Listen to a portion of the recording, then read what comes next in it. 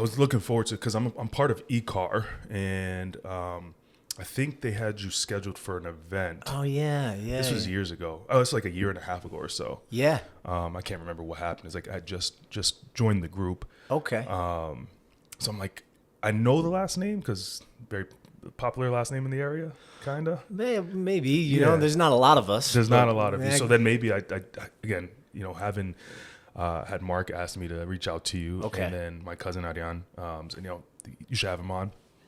So I was looking forward to it because, you know, entrepreneur and whatnot. And I did a little bit of background research on you, specifically on the work you're doing now. Yeah. Very interested in it. I want to dive into that a little bit. Yeah. But if you can kind of give me that insight into who you are, what you do, why you do it, and then we'll go from there. Yeah. Yeah, that sounds good, man. Yeah. Yeah. So take it away. Yeah. So, you know, getting that question of like who I am and what do I do, I feel like those two things, obviously they coexist.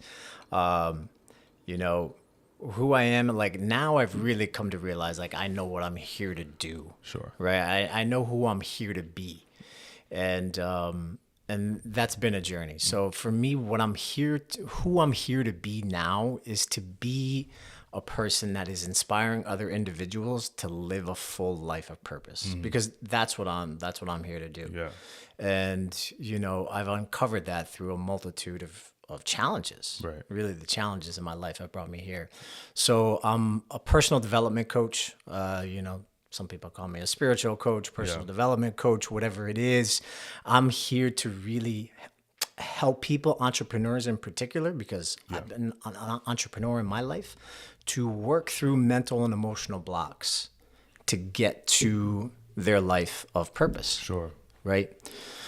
And so I've been an entrepreneur, like I said, of, you know, first generation immigrant, you know, born in a Greek family. You were born out of the United States, or were you born here? I was, so first generation American, Gotcha. I should say. Gotcha. First generation American, yeah. My parents, straight off the boat. Yeah. So raised in a Greek family, you know, Greek grandmother living in the house, you know, first language was Greek. Sure. Right. And really that's all we knew growing up. I'm a youngest of three siblings. I'm the third, right? Older brother, older sister. And, you know, it's funny. You grow up in a Greek family, in a Greek community, and it's like, you think this is what everybody's like, you know? Right. But not really the case. So very grateful that I grew up with that and the values that I got brought up in that. And also, you know, if you know Greek families, it's like most of the time you ask, it's like, oh yeah, what restaurant do you own? You know, and that's how That's hilarious. Literally, when you said that, I'm thinking I know I don't know a lot of Greek families like personally, but the restaurants that I think of Greek families is like there's the Greek and Out truck that always. It's my cousin. That's your cousin? Yeah. Exactly. Yeah. You guys have a big family. That's awesome. Yeah. Yeah. So, you know, got brought up in the restaurant industry. You know, that's what my dad did. Yeah. You know, he came here in the 60s, did a little construction early on, and then got right into the restaurant business. Sure. And, you know, that's what he did. You know, that's what he knew. He was a hustler. Where'd you grow up? I grew up in Waterford. Oh, you did grow up in Waterford. Waterford. Yeah. Okay. Yeah. Okay. Yeah, I grew up in Waterford. Yep. So, you know, that hard work ethic and, you know, earning what you got and all that, like that really got instilled in me at a young age. You know, I was washing dishes when I was 10 and crying every day on my way to the restaurant. Like, you guys are crazy. All my friends are going to, you know, they're going to the mall. They're going to trade cards. They're going to play video games. And I get off the bus and I'd like run away because I know my mom's waiting for me to take me to the restaurant because we got to go to work, you know. But I'm incredibly grateful that got ingrained in me, you know, because I wasn't scared of work. Right. Wasn't scared of it. You know, when I got older, I'm like, you know, this is working 12-hour days, 14-hour days. Like, this is a cakewalk, you know. So that was a big part of really developing my work ethic, you know, and also, you know, the family unity. And, you know, those restaurants is what kept us together. Right. And so where I am today, as a personal development coach. If you would have asked me that 10 years ago, I would have told you you're crazy. You're going to teach yoga, you're going to teach meditation, you're going to be bringing people on, different retreats around the world and things. What are you talking about? Yeah. Would have never, ever saw that. But as circumstances had it throughout life, I started to really tune in and listen, hear for what it is that is calling me forth. Sure.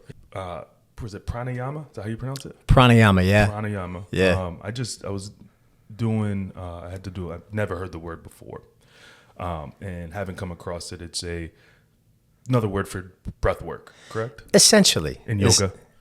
It's an element, it's an aspect of yoga, right? When I think here in the West, when people think of yoga, they think of the flow, right? They think of the asana practices. It's the poses that we take. That's all they think, and that's just one layer. Sure. Yoga is really a lifestyle, Right. and when you break it down to the 8 limbs of yoga, asana is the third limb, right? It's getting your body malleable. It's getting it into physical shape so that as you begin to grow, as you begin to ascend and get to the upper levels, right, to learn how to understand the quality of your thoughts, to get into these deep states of meditation, getting the physical body to work out that excess energy is optimal. We have to do that. Pranayama is the next step, is learning how to control your breathing. And controlling your breathing is at the foundation of having the ability to control your energy, to control your emotions, and it's the pathway to access these deeper levels of states of consciousness. So a lot of people like to skip steps, especially I feel like where we are right now, in this state, with expansive experiences, plant medicine experiences, all these things are becoming very popular, right? And, and I look at that and there's no good or bad. But ultimately there's been this kind of process of people like looking to expand and kind of get to these maybe 5, 6, 7, and 8 on the 8 limbs. And they're expanding first before how are we building the body? Yeah. Do we even have a good relationship? Do we understand what's the communication that's going on inside our body? What do you mean when they're trying to expand and it sounds like they're trying to accelerate the process? Is that, am I correct with that? Or? Yeah. Okay. Yeah, I would say, right? And I might be getting a little bit far along on it. No, it's fine. We can, I want to learn, man. It's a very interesting topic. Right. Because I think that now more than ever, people need some sort of healing. And I think that the healing that people are seeking, they're seeking it in multiple ways that are not holistic. And I think that this is an element of holistic that people don't tap into because it's not readily available to them, or at least they don't know it's readily available to them. And it's just as simple as walking out on the grass barefooted, you know what I mean? Or, right. Getting sunlight, things like that. Very simple, basic things that I've learned over the last couple of years that I know that help me with certain things.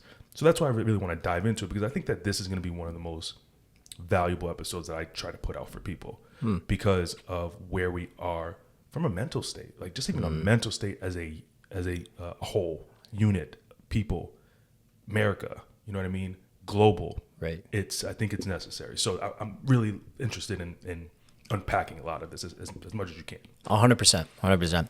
So, what you're saying is so true. There's this innate draw, like what you said, to get my feet connected to the earth, to receive sunlight, to feel the wind on my face, right? There's this innate draw that's pulling you to connecting to nature. And what's nature providing us? Nature's providing us the map, right? It truly is. It's providing us the map. It's asking us to listen to what are those qualities that nature is providing. That is us as well. Sure. So when I talk about getting into the body, there's a great quote by BKS Iyengar, who was one of the first yogi gurus that came to the U.S. Sure. And he has this quote that says, "If you're looking to speak to God, get to know your big toe first." And what does he mean by that? the pathway to understanding yourself, to understand the unseen elements, the qualitative aspects of yourself, first, you got to get to know the system. Mm-hmm. So spirit or your intuition, all that communicates through your body. Right. We've been really conditioned where we are, and you said it, we're in this state right now as a collective where we've been very much conditioned to operate from our thinking mind, the left brain, the masculine aspect of ourselves, which is not bad. Right. It provides us a lot of really good qualities, logical thinking, task making, right? We need data. We need to see it, feel it, touch it for it to be real. Mm-hmm. And that's important. Let's nurture that. But the other aspect, right, that right brain, the qualitative, the feminine, I'm talking like masculine, feminine here, sure. That's more felt sense. What is your gut telling you? Mm-hmm. How often do we hear that? Like, my gut was telling me to go do this, but I haven't nurtured that. I don't understand that right here. This is information that's just as valuable, maybe even more valuable than just this thinking mind, right? What is my heart telling me? The heart is incredibly, I believe the heart is the portal to me, what I've learned through my journey, the heart's the portal to really understanding these higher levels of consciousness. Yeah. So what are you, the heart is the access point to our emotions. And, I can speak to you as a man, like how much have we been conditioned to just block out our emotions? I've been talking a lot about it with men on my show. It's been a big thing when I have men come on the show, and they found that just having a conversation one-to-one and being able to be vulnerable with another man specifically, it's just enlightening because they relate, right? I can relate to you, you can relate to me because we're men, but we also mask that with the people that we love the most because of the external perception of what how they're gonna view us. I'm gonna see you how you see me, and then that's just it's gonna look bad. And it's been a really popular, I would say, discussion with many men on my show over the last probably like 2 or 3 months. Yeah, I believe it, man. There's a shift, and I believe like what the definition of what it was to be a man, right? Especially if you're like 30 something and over, there was this perception a man is, if you're feeling certain emotions, block them off, put your head down, put the blinders on, and go. Right? Power through. Right. And that will get you so far. Yeah.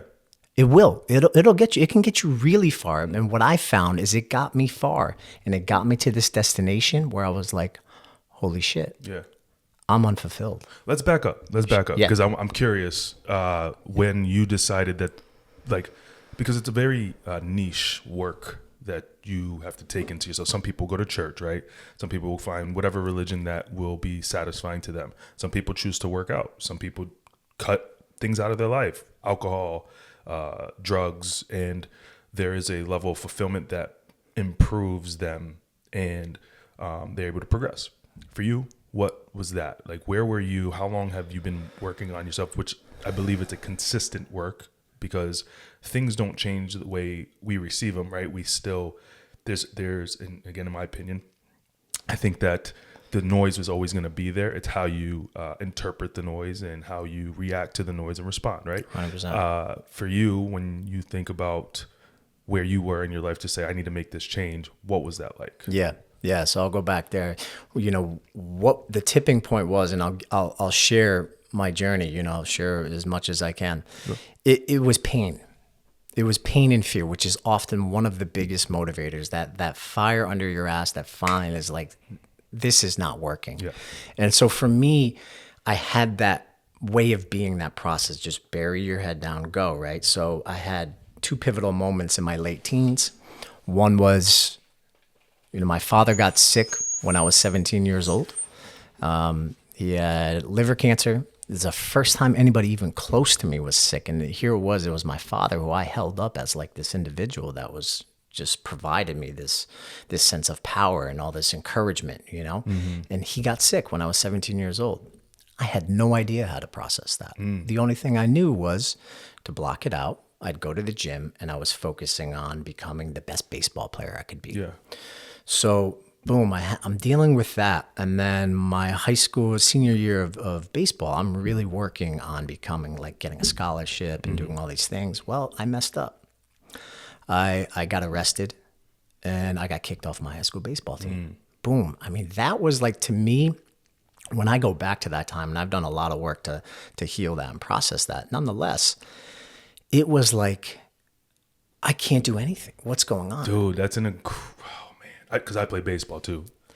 Yeah. Go ahead. I'll Yeah. interrupt. But So yeah, here I was, 18 years old, 17, 18 years old. I'm the cleanup hitter of what we're going to be. And we ended up winning the state championship, right? So we're like one of the best teams in the state. And at no time did I ever think they would kick me off, because I was a leader. I was a quiet leader. I had the keys to the gym to go work out, because I didn't want to go out and drink and do whatever. I would be at home. I used marijuana to it was actually what I thought, at the time, it was supporting me to kind of block out all this other pain that I was dealing. I didn't know how to deal with it. Nonetheless, they kicked me off the team in the middle of the season.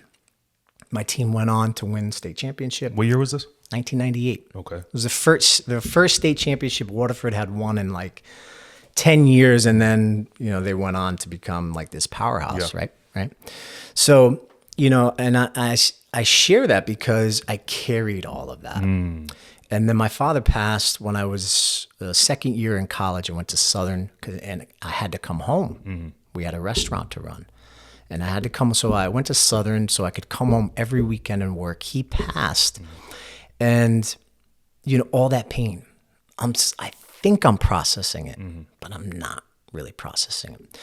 You're numbing it, right? In a way. I'm numbing. In college, I'm numbing it, Yeah, bro. Yeah. Anytime I can party and do whatever, college was that for me. It was the escape. I didn't want to be home, because home was just like, it was dense, So Real quick, just because and what do you think? And again, this would be a bit. That's why I think this is gonna be a really big show. What do you think causes that suppression? You're only 18, 20 years old, right? Like, is with the family dynamic that you had, the work ethic, seemed like you guys were tight, like everybody was tight. What is it? Do you think it's a function of like just being told as a young boy, put your head down, it is what it is, you'll get over it? 100%. Listen, I'm so proud to be Greek and have the culture and everything that we have. And there is a culture of keep it quiet, hold it in. So I never saw that growing up. I didn't see the expression really of like intimacy from a male perspective. I didn't see the crying. That nobody showed me that. So you only know what you know, right? That wasn't around me. So I just thought this is what I had to do. And and again, that took me so far. I still didn't learn my lessons. Sure, yeah. So, really my tipping point was I got to my late 20s, early 30s, right around 30 years old, and doing well in entrepreneurship, building the restaurant and the business, and, enjoying myself. And all the while I'm self-exploring. I'm going on my own little journeys, but nobody kind of knows what I'm doing. Yeah. But for me, the tipping point was relationships with women. I was really messing up bad. And I was never a bad guy. Like I was always well liked, but I got into situations where to be transparent, like women were getting pregnant and I wasn't even in relationships with them. And we made decisions, very challenging decisions. And I hit this point. Here I was in my house. I was 31 years old. And I had gone through the situations with a few different women. And I'm sitting in my house. And I was smoking a joint. And I'm like stressed about everything that's going on. And I started to hear a voice. I heard a voice as loud as you're talking right now. Interesting. Yep. And it said, go into your bedroom, grab the gun, grab the 357 revolver that you have, and go kill yourself. No way. And this force was so powerful. I was walking to my bedroom, and I couldn't stop myself from walking. Wow. And I had to pull everything I had in me to keep going back from kitchen to bedroom. And I'm like, what the hell is going on right now? There is something, an unseen force or something that's here right now. And I don't understand it. Yeah. I called my friend real quick, and I was in a panic. He talked me down in that moment. And thank God for that. But I woke up the next morning, and I'll never forget it. And I said, that's it. That's it. I need to really understand what's going on underneath the hood, because there's something else that's driving here that I don't understand. Sure. So that was really like, that was my rock bottom. And that's what pushed me forth. I really want to understand what's going on aside from these conscious, like I'm consciously very driven and all that, but there's something else. So I dove into the yoga practices. I was already into martial arts, and that was like this spiritual practice that it was for me, jujitsu. And then injuries started to occur, and I couldn't train jujitsu anymore, and that was like devastating. And sure enough, a week after I decided to stop jujitsu, there was a yoga teacher training going on. I'd already been practicing yoga for probably like 3-4 years. And again, I heard the voice. The voice. It was, go do that. Wow. I was like, what is going on? Go do that. That's the weirdest thing that I could possibly do. Yeah. I'm a restaurant bar owner. I'm all these things. It was, go do that. Wow. So, so often now where I sit today, I know when that voice comes through, or with that feeling. For me, it's oftentimes even a feeling that translates into an inner voice. I say yes first, and then I trust that everything else will kind of work its way. Wow. So I went to yoga teacher training, and I started to teach not long after, and I wasn't telling anybody, mind you. The yoga school, the Mystic Yoga Shala that I was teaching at, is probably like 0.3 miles from my restaurant. Yeah. So it wasn't long before people started finding out. So it was like this process and this journey of like really allowing myself to be seen in all the aspects of myself. Right. What's the hardest part of that? Like when you go from, all right, and like my life has to change, because I think the hardest part for people is actually following through, right? Yeah. Building good habits, building good routines, consistency. For you, someone which is probably the deepest and darkest low for anyone to feel, is that I don't want to be here anymore. And then you talk to your friend, and you wake up the next morning like, all right, I'm not doing this. What's that process like? Because the reason why I ask is because when we get into your work a little bit, I want to know, for someone who's listening who might be going through some hard times, what are some very basic practical things they can do to snap out of it and remind themselves like what the end goal is of this? It's a great question, man. I was fortunate enough to already have good habits. So I can't stress, if you're especially like young teenagers, man, you're gonna mess up. As adults, there is no such thing as perfection. We're here to get messy. And if you can still develop, like I loved still going to the gym, right? So I was able to have that outlet to create. So it's like if energy's really building up and like I'm getting into my head, I knew I could still go to the gym, and then I got this buffer, right? So cultivating habits that are still nurturing your body, your mind, whatever it is, man, I can't stress that enough. And who are the people that are also doing that, man? Your environment is what's creating your reality, 100%. So what I started to see around me, I'm like, okay, who are the people that are doing the thing? Not only doing, they're being. They're willing to be exactly what I am being. And the challenging part is like, who do I have to start kind of like spending less time with, right? And I started to seek out more individuals, started to get into rooms of other individuals that were thinking like me, that were providing me the representation of what it is that I wanted to embody more, you know? So, I mean, good habits, you know, are there little tricks and things like that with like breathing and stuff like that? For sure. But for somebody that is, you know, already going through is at that place going through a challenging time, I'm here to tell you, like, everybody has a moment similar to that. Sure. They have a moment. And so knowing like you're not alone, Right. knowing like I knew I could call my best friend, you know, I knew I could call him. And, you know, even just thinking about it right now, it gets me emotional because that wasn't really a conversation that I knew that I could have, but I knew I could trust him.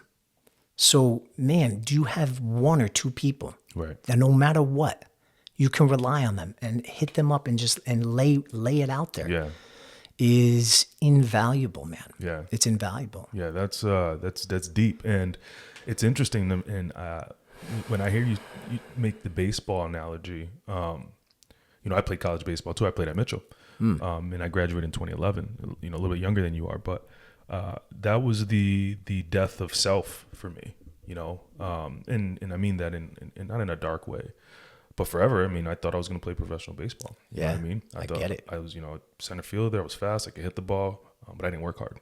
I shared this on multiple episodes. I don't have to go down that again. But that was a death of me that I think between the ages of 21 and, you know, 30, the identity that I had when I was playing baseball was basically gone. You know, I was and I mean it in a way of just the perception, like I said, how I think you see me. You know, I used to be seen as this college athlete that did really well and was popular and, you know, all that stuff. And now I'm in the real world, and all of a sudden, like, things are different in the sense of, like, I'm not getting that same feeling that I had, that kind of dopamine hit that I had when I was playing, you know, college baseball. And then I did in certain aspects when I succeeded at certain roles at work and things like that. You feel good, but it didn't give me that same high, if you will, that baseball did. So it felt like for me that there was this death of self that I've been able to, actually the podcast, I'll be completely honest, this is a year old. You'll be episode 65.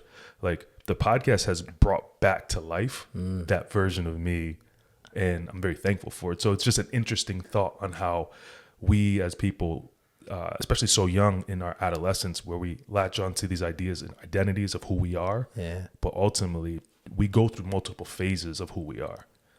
Yeah, you nailed it right there. It's acceptance. It's being able to accept this version of myself. That is also a version of me. Like, being the athlete, I identify with that 100%. It's an archetype. But we can get stuck in just thinking this is who I am and that's it. But how about these other things that I'm interested in that, you know, I don't want to show too many people, right? Like, these are also elements and aspects of myself. So that process of being able to accept that, being in something, you know, it's a process. So if I have to nurture that in the dark on my own and kind of do it, you know, without other people watching, that's fine. Do that. You know, you don't have to put it all on blast on social media right away, right? It's almost like it's an aspect of you. It's like a baby. You got to nurture it a little bit. So the process of learning to accept that, like, I had to begin to accept, and I just truthfully recently have I really began to integrate, you know, these parts of myself as a whole, and understanding that you're all of it, man. Yeah. Be the representation of all of it. Right. That's what people want to see. Right. They want to see, Yes. they want to be able to see that I can talk. You want to go deep on spirituality and the unseen forces? I can go deep on that. Yeah. You want to get philosophical in conversations? Where do we come from? Where do we go from here? I can go deep on that. Yeah. And you want to talk about the Yankees and football? I can go deep on that. Good win yesterday. 100%. Yeah, let's go. Devin Williams, you pulled that out at the end. Yeah, he did. So can you accept the fact that you can be all of it? I can still have goals and want to build businesses and do all these things. And I sit in my meditation every morning for 45 minutes to an hour. Wow. Right. And that I just share that because it's like, I don't do it because it's checking a box off the list. It's who I am. I read something the other day is that your workout is the most important appointment that you have with yourself, and do not cancel it. Yeah. And for me, as someone, I'm in again mid-30s, like I'm starting to feel a little achy and stuff like that. Got the other, next kid, but I do think as I get older, like that's something I have to remind myself. And not just the workout, because meditation is something that I've tried, and that's another thing I want to talk about, because I feel like people, and I'll just use me for an example, when you try to start something new like meditation and your mind wanders within the first couple of minutes, you're like, this is not for me. Right. What kind of practice does it take to make that like for you said an hour, that's a long time. Right. You know what I mean? Right. But from the videos I saw of you and from some of the other people like Jay Shetty, and I have a guy, I bought his book, I haven't read it. It's called, I think it's like the six phase meditation phase or something. Anyway, Yeah. They talk about a level of flow state in complete quietness. How do you get there? What does that sound like? What does that look like? Because for someone like me who actually really loves the spiritual element of our world, like I really like the spiritual, like there's, to me, like when I think of the world, when I think of everything around us and everything that's created, you, me, the trees, the sky, the water, the fish, the birds, like there's something there. And there's, when I think of from, my faith and the power that I was told that I have that's above all of this, but I haven't tapped into it, So I do have this eagerness to understand at this stage in my life, like, how do you, and I'm sure people do too, but they just don't know. How do you start? It's a great question. The first thing that I would say, and it was perfect that you said that, is because you sat down and my mind is going everywhere. I failed, right? So how do I bridge this gap? Right. The first thing to know is that's exactly where you're supposed to be. Okay. The first thing to know is that to get to here where there's full stillness and quietness of the mind, that's going to take time. So if you're sitting in meditation and your mind is racing, my share to you would be like, welcome to the human race. That's exactly what's going on. The conscious thinking mind is doing what it does. It's going to keep thinking. Yeah. So the shift becomes is first knowing like, okay, I'm normal. Right. Okay. All right. So I can do this. This is what everybody does. And I'm not trying to really get here. I'm going to get here through the back door. Sure. Okay. Sure. It's really shifting my relationships to the thoughts. So I think breathwork, this is where the breath to me is the bridge. So can I begin to even have some form of a breathing practice that allows me to focus on my breathing and I can feel something with it, right? Because in doing that, I'm giving myself one anchor, one point of focus, which in meditation and concentration is one element of it. And in that process, what am I doing? I'm regulating my nervous system. So things are starting to I'm redirecting my energy from here to my body, right? So if I can do that in a span of 3 to 5 minutes, and I focus on one breath and then mind goes off into thought. And then it's like, all right, come back to this breath. I go back to that breath, mind goes off into thought. It's like a bicep curl. Every time you do, it's a rep. Got it? So it's understanding that this is going to be a journey because I probably spent a good portion of my life up here. And so to redirect that is gonna take time. And what's it gonna probably do? It's gonna probably uncover other thoughts. It's gonna probably uncover some feelings and emotions in my body and stuff like that.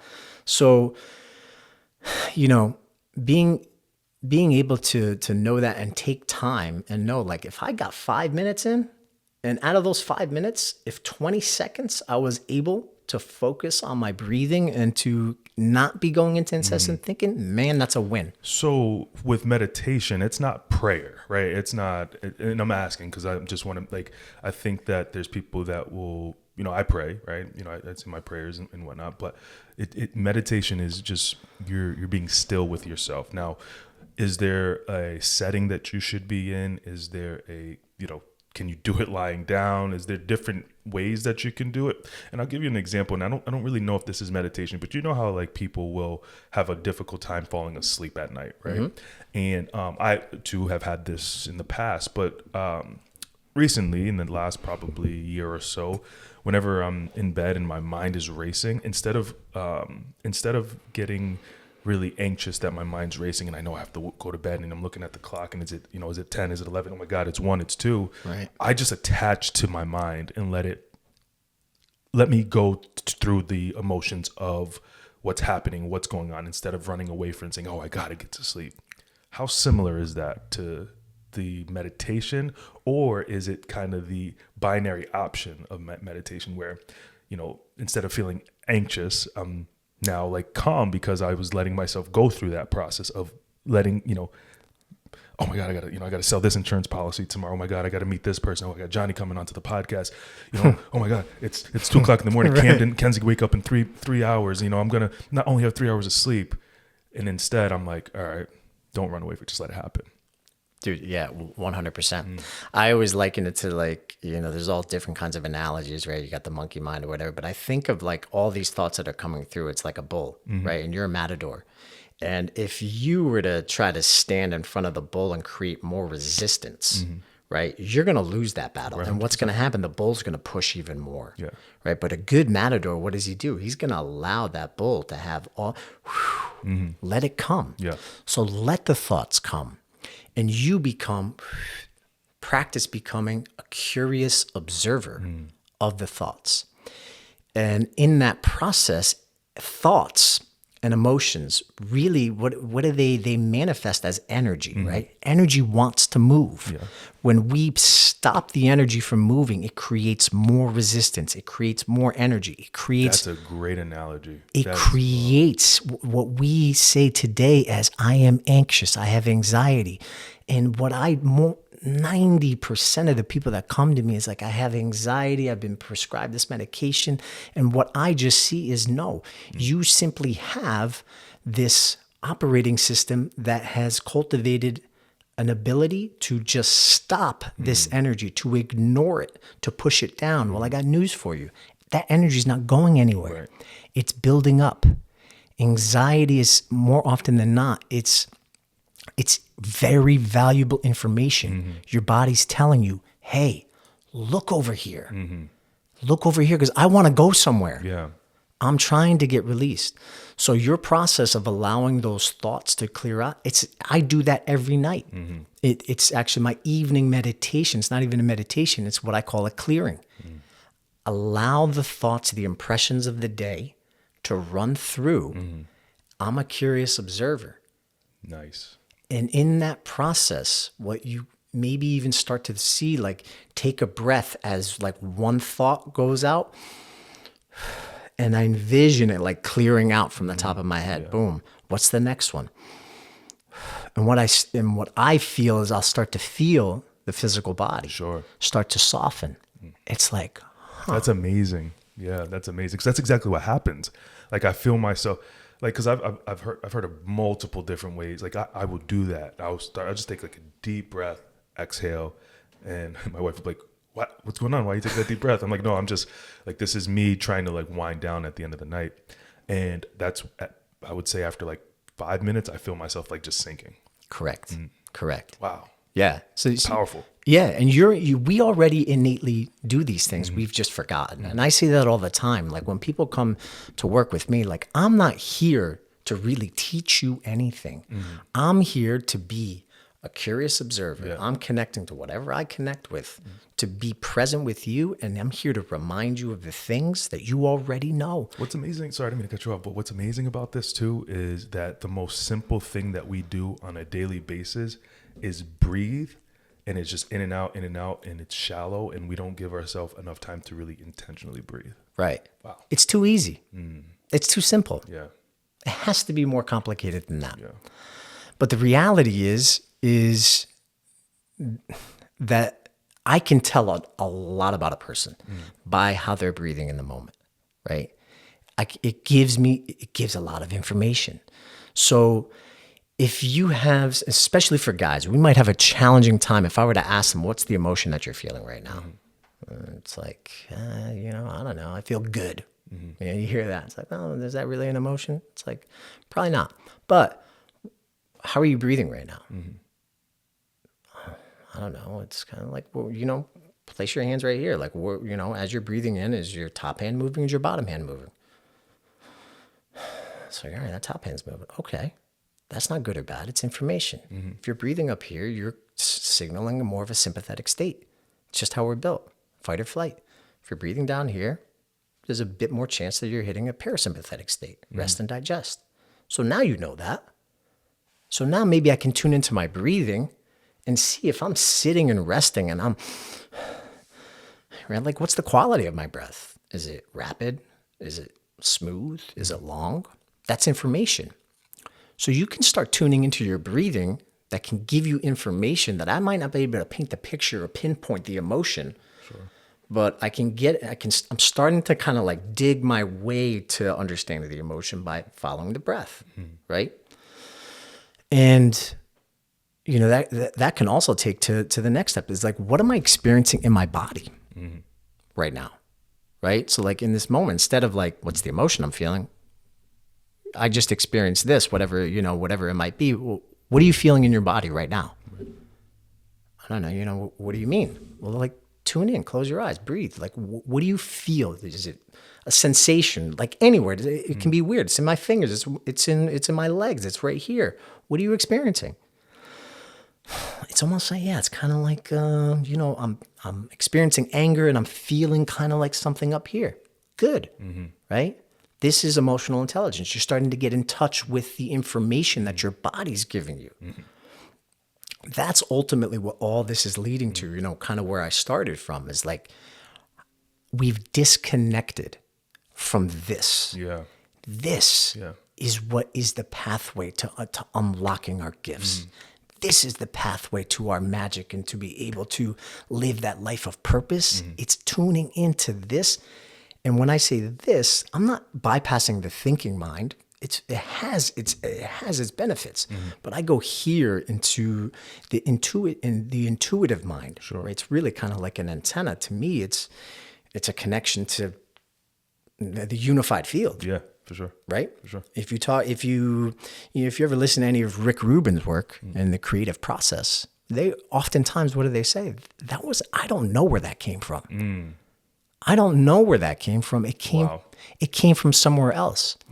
Rick Rubin is a beautiful representation of he's not giving all of these step-by-step process and do this, do that. It's actually, how do I unkink the hose so it's ultimately about getting space and quiet so that I can start to tune into the mechanisms here and tune into the infinite potential of information that's available for me. Yeah.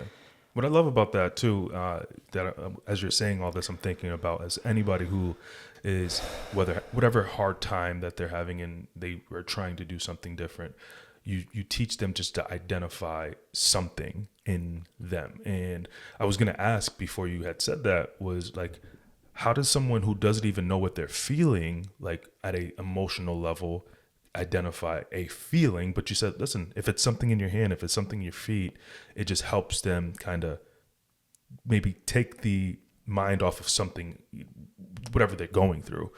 For you, when I always ask this question for people and entrepreneurs, I really love this question because we talk about life as a consistent work in progress. There's no end goal. Like, it's a marathon, right? Yeah.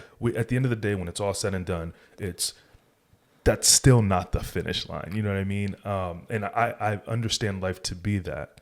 So the question I pose people is, what do you struggle with still now? Because it's something that I think will let people know that, and it's okay as you're going through this process. You know, I could say I've said 1,000 times on my show what I struggle with. You know, I have a hard time being disciplined on things that I said I want to do.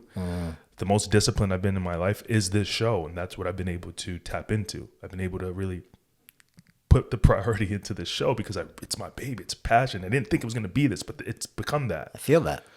What do you struggle with? What are some of the things you still have a hard time with? Or when the bull, as you said, is forcing, what do you have to remind yourself to navigate around? It's a great question.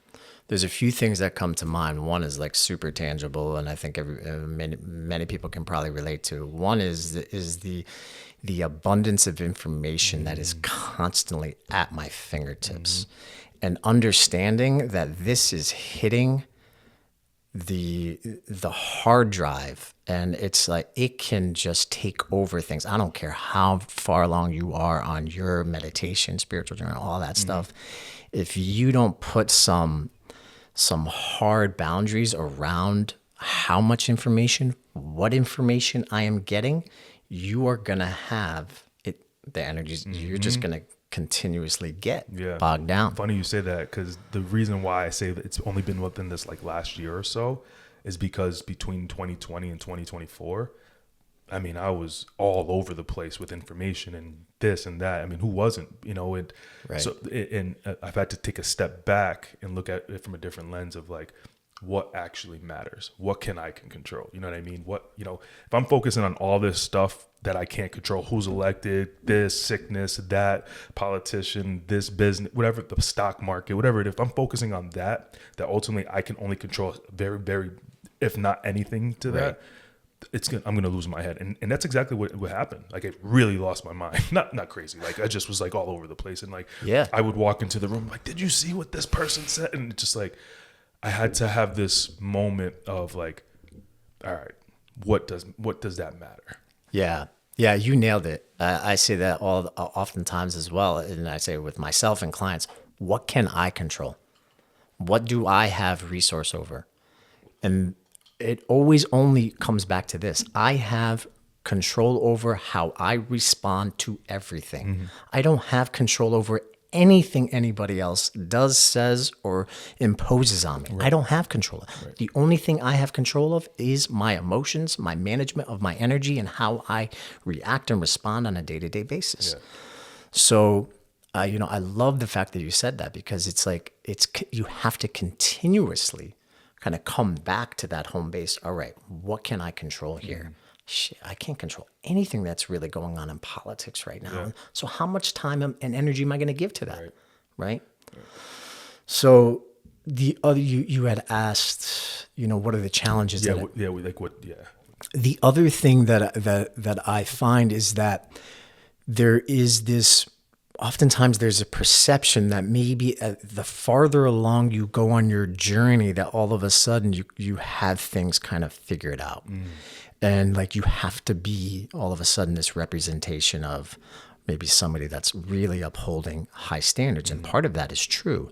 And the reality is actually, I am still a student. I am still a human. I am still going to mess up a lot. And I have to be able to continuously show that too. I don't want, and I got this advice from a really good teacher, and she shared with me when I was in a very vulnerable state. And she shared with me, I was like, I got this deep insight, like I'm really here to do this deep work and I'm ready to step into that. And she looks at me, she goes, Johnny, that's really honorable. She's like, that's great. This path that you're choosing to go on is really great. And she's like, and you better know that along that journey is going to come along, there's going to be a lot of people that are going to sing your praises. And man, Johnny's doing this and he's amazing. And you have to learn how to receive that and then let it go. Because they're providing you their perception through their lens of awareness. And that's not, if you are building your understanding of yourself and you need to have the praise and all of that to keep you built up, then your work is being built on a foundation of sand. And you're going to have people that are going to tell you, oh, he's just, he's a witch, or he's crazy. He's overcharging. He's undercharging. They're going to have all those things. You have to learn how to receive that and let it go. So it's always understanding, you said it, there is no destination. There is no end goal. There never will be in this lifetime. And that's beautiful. It's perfect, and really understanding that. That the further along we go, like I've continuously found, the further along I go, I always get humbled. I'm like, shit. I was just about to say too, like the beauty of, I think, of life, and I love life, man. Life is hard. Things get hard. I don't think it's supposed to be easy. But the beautiful thing of life is that each phase is a preparation for the next. Ooh. And, having looked now into, I'll be 36 in August, and, I am very clear-minded on just even what we just talked about, the politics and all that stuff. And I've disconnected. Like I pay attention a little bit, but I've disconnected to a strong opinion on anything. We'll just use that for an example, because it doesn't matter. There's a book I've said a bunch of times. I gave it to Tim Allen. Matt Pemberton, good friend of mine down in New London. I told him about it too. Outwitting the Devil by Napoleon Hill. And just in summary, he is just having a conversation which the reader can interpret whether or not it's the actual devil or not. But the main course of the devil is to get people to drift. And he says, out of 100 people, 98% of them drift, meaning only 2 people are non-drifters, and that they're able to lock in to a mindset of, I'm going to worry about what to do next, not what's happening. And he uses things like politics, and he uses things like media. He uses things like celebrities. He uses things like, just all the noise that we see. So I've been able to disconnect from that. And I now can look at life as like my, from ages 20 to 25 to 25 to 30, those are just all building blocks, of the next phase of my life. And now here I am, about to be a father of 3. Where do I want to build? Like, where do I want this to go? And I'm actually very thankful you came on, because this is insightful, not only just to the people who listen to this show, but to me, because it shows me someone who, did very similar path in life, obviously, different cultures and, but entrepreneur, business, and, spirituality, baseball, Yankee fan, it's relative to me to see like, it's possible to get to that. And there's no late time to start. You can start now. You can get interrupted midway. You can restart. The availability of energy and spirituality is insurmountable to us. Agreed. Yeah, I love that, man. Yeah. I love that. So we got about 5 minutes. I want to give you the opportunity to talk about a little bit about where people can find your business. What are some of the things you can focus on, how people can reach you, and close out with that. Sure, man. Sure. So I have a studio space in Old Mystic Pranayama Studios. If you want to find, the offerings that we're offering there, you can find us there. You can go on Instagram, Pranayama Studios. You can go on the website, www.pranayamact.com, and find any of the offerings we have there. I also work with people on a one-on-one level. If you're looking for coaching, that people that are really looking to immerse themselves and go deep. You can find that as well on my website and any of my socials. And, I continue to have, there's like a few different heads within my business and my offerings. It's the studio to provide the community access to, some of these practices. There's obviously the one-on-one, and then online communities that I'm going to be reforming again, and trainings and things of that nature that are coming probably Q3 of this year, along with the immersive experiences that I really enjoy, the retreats that, we go to Greece in September, Egypt every May. I'm not going this year, but nonetheless, these are places that have just spoken to me, called to me, and provide immersive experiences there, along with locally providing deeper immersive experiences to really help people to really kind of uncover, all of these things that have been holding them back. And that's what I stand for, is being able to show people that there is a way. I've been shown that through my mentors and people, like you said.